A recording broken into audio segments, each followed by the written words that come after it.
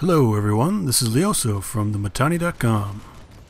For the longest time in Planetside 2, I've always been amazed by the great pilots in the game.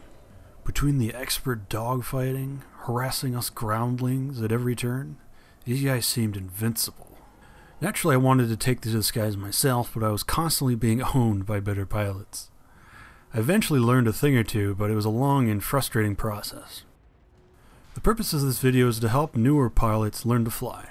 In this video we'll go over the basic controls and maneuvers needed to fly in ESF without dying horribly. First things first, we need to go over the basic controls between your keyboard and mouse. I would highly suggest to stick with your keyboard and mouse because honestly, joystick support isn't very good in Planetside 2, so just stick with what the manufacturer gave you. Now while you're flying in ESF, the mouse is going to do two things.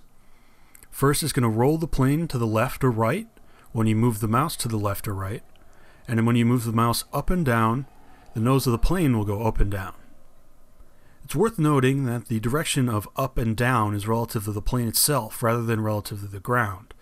So for example, if the plane is rolled to a 90-degree angle on its side, the mouse will move the plane from left to right. It's worth also noting that the up and down movement can be reversed in your game settings, so depending on which way you're comfortable. And now for the keyboard. The keyboard is going to use virtually the same keys you're going to use while you're playing infantry, but they're going to be obviously doing different sort of things.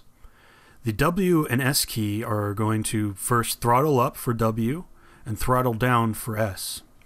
This basically controls which direction your jets are pointing, so W will make you go faster forward, and S will essentially be your air brake, moving your thrusters pointing down. A and D will be your yaw left and right, as they normally would be. A would be left, D would be right.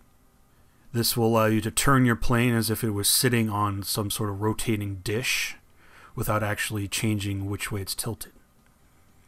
Space will allow you to ascend, and control will allow you to descend.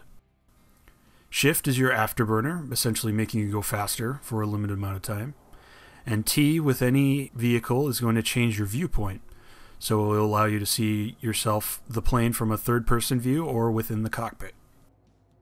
Now there's two other things that you're going to have to change in your default key settings. The first of which is to bind throttle analog to an easy-to-use key.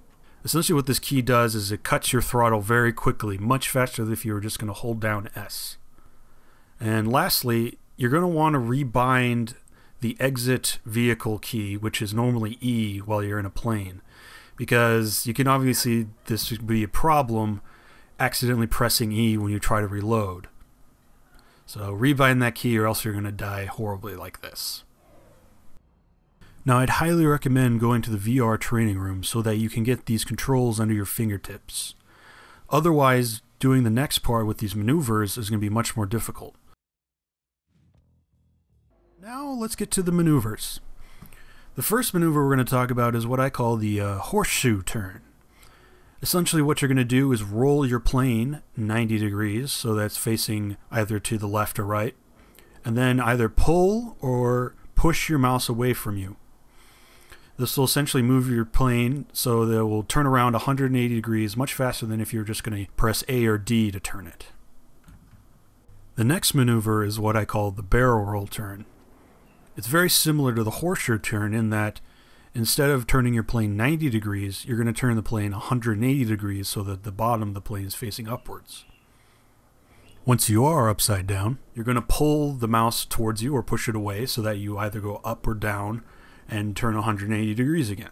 The purpose of the horseshoe turn and the barrel roll turn is to react in a situation like you're being attacked from the rear by an enemy fighter.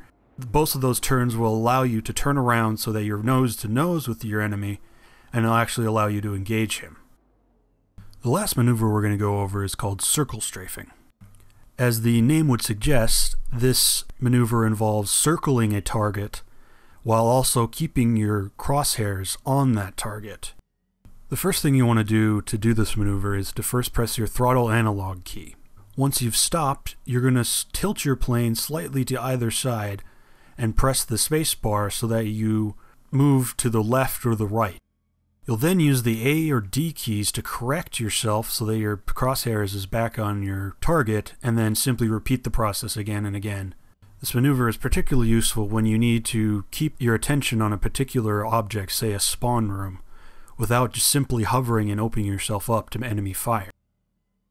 I hope you guys enjoyed this short little video about learning to fly. This video is by no means all-inclusive, so I recommend you guys go find some other resources to cover the more advanced maneuvers. But next time we'll be covering actually fitting up your ESF, preparing for dogfighting. See you then.